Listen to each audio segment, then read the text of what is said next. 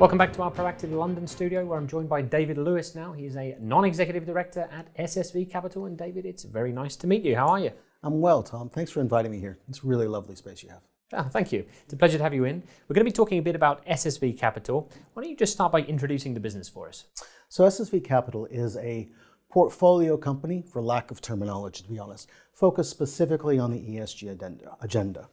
And when the founders looked at that, they were focusing specifically on people, planet, and prosperity, because all three of those have to work together in order to actually meet a mission. It's still got to pay for itself, so to speak. So as part of SSV Capital, there are three core pillars.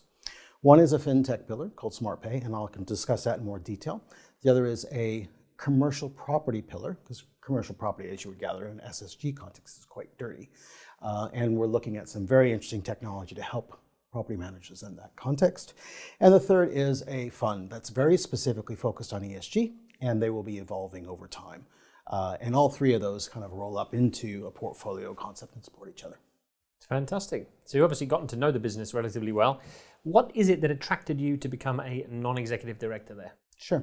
So in the context of meeting with Ankur, who is the CEO, and his executive team, I was extremely impressed with their stated mission. I already referred to it as people, planet, prosperity. They understand what needs to happen at a small level that becomes larger and larger over time.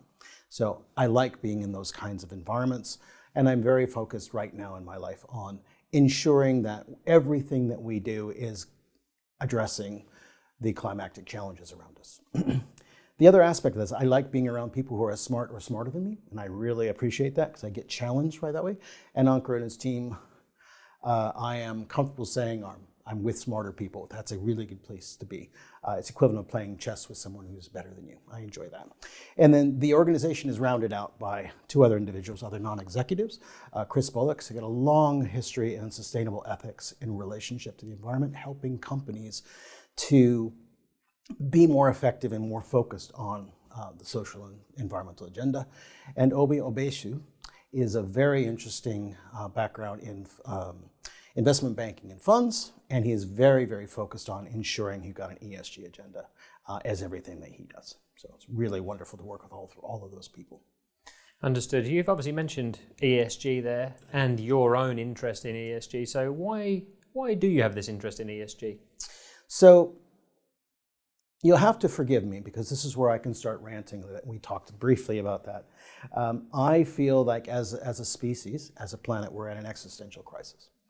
And in that context, it is, I think, obligatory for those of us who are competent and understand the crisis to engage with it. So for me, this is a very small part of that kind of supportive and transformational journey. The other aspect of that for me is I'm at that giving back point in my life. And that's two aspects. So I like work with individuals, and so it's in a mentoring and coaching context. And then the other aspect, as I've already referenced, is what am I doing, even in my own small way, to try to engage actively with the challenges around us. Understood. So what is it that you actually bring to the party, Dave?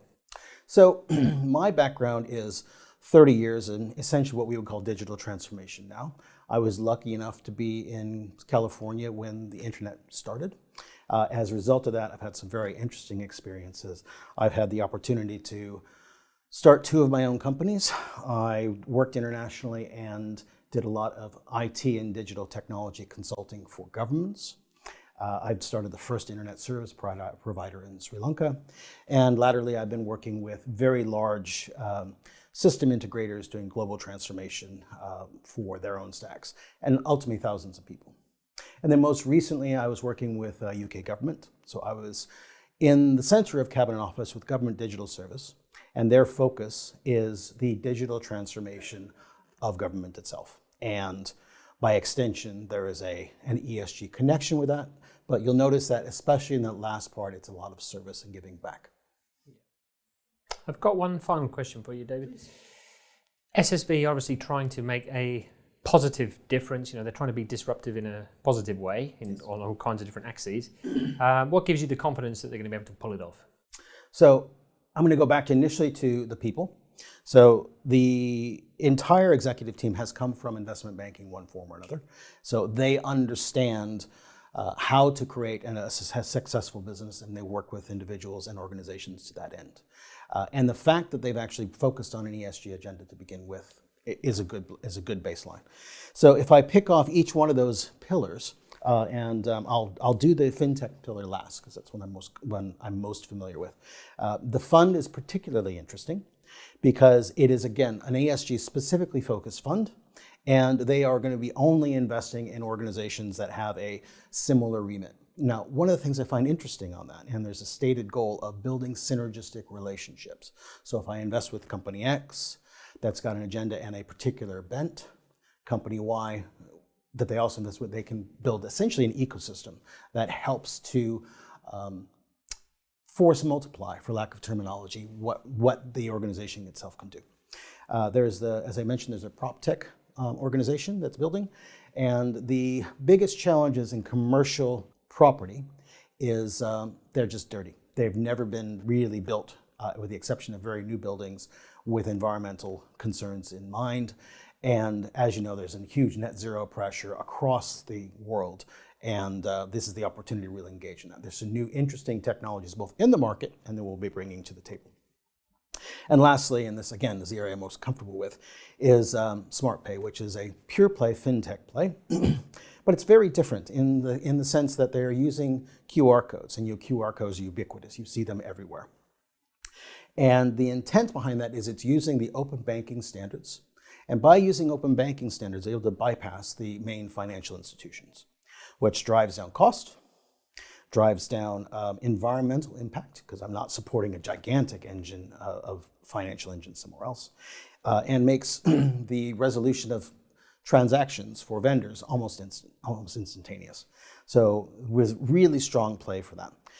The exciting thing about this particular part is it's going into a kind of a soft launch in the near future.